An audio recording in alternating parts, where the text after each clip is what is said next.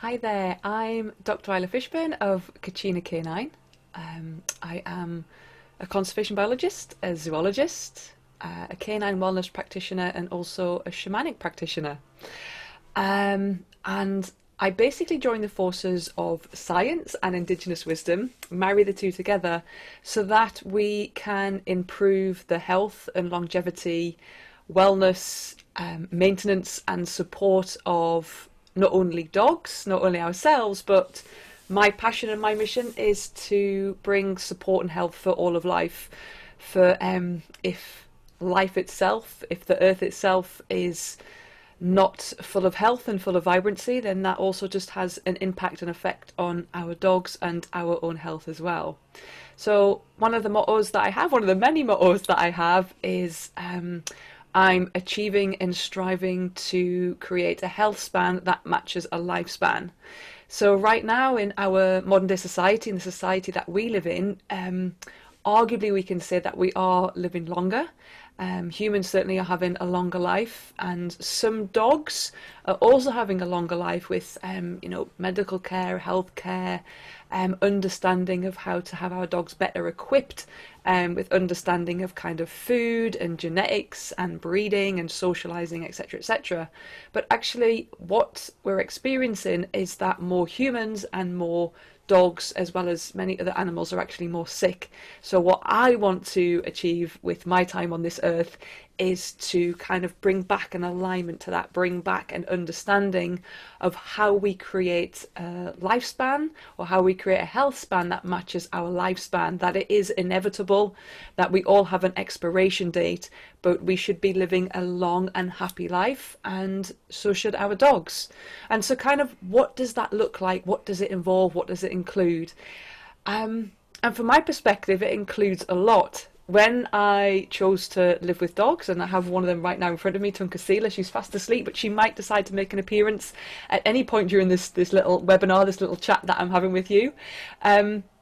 When I made the decision to live with dogs, that's exactly the decision I made, that I'm going to live with dogs. I'm going to live with another animal. I'm going to live with another species, and I therefore want to explore and understand and observe, and also just experience what it's like to live with another dog, but an understanding of that dog from its perspective. And what I mean from that, understanding that dog from its perspective, of the fact that the dog is an individual. So there is no such thing as a textbook dog unless we wrote a textbook for every dog in existence. Every dog is individual.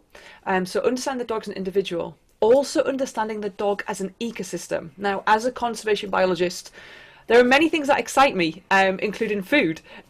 When it comes to conservation, the two biggest things that excite me is biodiversity and also ecosystems and ecosystem health and ecosystem restoration. This on a global scale is about the ecosystem of Earth that we inhabit, from a more habitat perspective of the health of an ecosystem in a particular region, a particular habitat.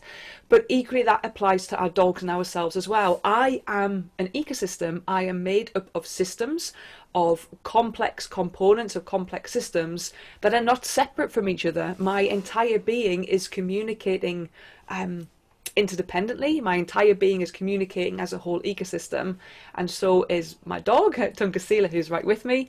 And it basically just transpires and widens and widens and widens and expands and expands and expands. And this is what I want people to understand now, of removing the linear approach, or the linear mind, the mind that kind of keeps everything separate, of the fact, okay, our dog, maybe, okay, we might understand and recognize our dog as a whole organism, but to understand its connection to everything else, like, that's just a little bit too deep. Or what does that even mean? Like, our dogs, just as ourselves, they are alive. They're a living being made up of trillions upon trillions of cells, and it's these cells that are communicating to each other in unison all of the time.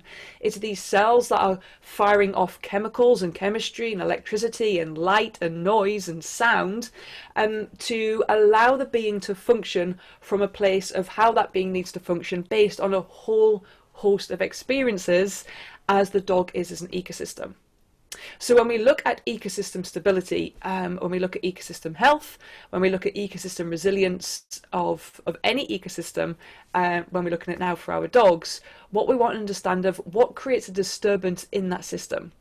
Now, anything and everything that our dog sees, hears, smells, tastes, touches, or feels is absorbed as an experience. It's absorbed as a sensation that is that the cells receive as information. The cells then make an informed decision about how does the animal then need to respond, from a place of, does the animal feel safe or does the animal feel unsafe? And then based on that dog as an individual, that's why we get this whole myriad of different responses that we see based on these experiences. Now, these experiences can be really, really deep. Often when we think, we're going to get a puppy, we are starting with a blank sheet of paper. We're not. We have the beauty now of the subject of epigenetics, which actually shows us that at least 3 generations, if not 7 generations and even more, influences individuals in the now. So individuals that live in the present can be affected and influenced from molecular biology, from a molecular level, from a vibrational resonance level, of what's happened to not just parents and grandparents or great-grandparents, but even great-great-grandparents. It's a concept called transgenerational trauma, and it's held in the concept of everything is connected, everything is alive, and this is what really drives me and fuels me and drives my passion, so that we are achieving wellness for our dogs, for ourselves, because actually if we're not achieving wellness for ourselves, then therefore we're not achieving wellness for our dog, because we are interconnected. If we're not achieving wellness for our community, for our neighborhood, for habitats, for life itself, for all of life itself, then actually we are affecting ourselves and our dogs, because everything is interconnected. And when we look at this, when I talk about everything is interconnected, what I mean is that everything is interconnected through DNA consciousness. DNA itself is alive, and indigenous cultures worldwide have known this for hundreds of thousands of years. It's the way that they have worked, it's the way that they have lived their lives, it's the way that they feel so connected and so coherent and so aligned to nature and animals and plants and seasons and elements and the moon and the sun and everything, because everything holds a consciousness, everything holds an energy.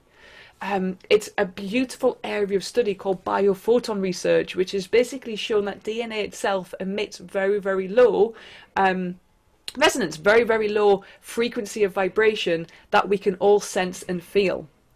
Now, the difficulty part, the challenging part, is for us humans, because although we can sense and feel it, we have forgotten how to do it. We've forgotten how to recognize it. And that's because as humans, we largely live in what's called the rational mind, which is plagued with linear belief systems and linear thoughts, or I believe this is right, therefore this must be wrong, or I believe that this way is the only way, so therefore other ways must be wrong. It keeps it very lacking, very limited, and what it creates is that we actually live in a very, very limited way of life. Now, once we step out of our rational mind, and we all can do it, if I can do it, everyone can do it, believe me with that. Once we step out of our rational mind and into what's called our intuitive mind, which is our heart is not just an organ that keeps us alive. Our heart is a primary sensory organ. It is constantly receiving information that is sending then messages to the brain, that is then processing this into an emotional response, and then we are responding. But the heart is the primary organ of perception. It is a sensory organ that is constantly feeling.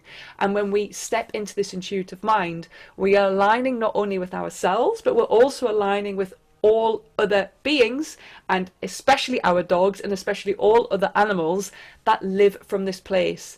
Our animals, our dogs, are naturally living from their heart. They're naturally living from this place, what's called the intuitive mind. Authenticity, honesty, trust, vulnerability. Our dogs are honest in their behavioural responses. Our dogs are honest in what they're explaining and showing to us, regardless of whether we like it or not, regardless of whether we understand it or not, regardless of whether we want the dog to do that or not. The dog is responding from its heart always. And so there's a beautiful saying that Einstein said many, many, many years ago, which is, the intuitive mind is a sacred gift. and the rational mind is a faithful servant. We now live in a society that honours the servant and has forgotten the gift. What I want to do is bring everyone back to honouring that sacred gift that we have by listening and responding from the intuitive mind, which allows us to open up and expand, to view all possibilities, to view and appreciate the beauty of life, to view and appreciate actually what our dogs are. They're so much more than a physical being. We are so much more than a physical being. Deep, deep, deep beneath that, deep, deep, deep, what's allowing us to be a physical being is an energy system that we are. Our dogs are an energy system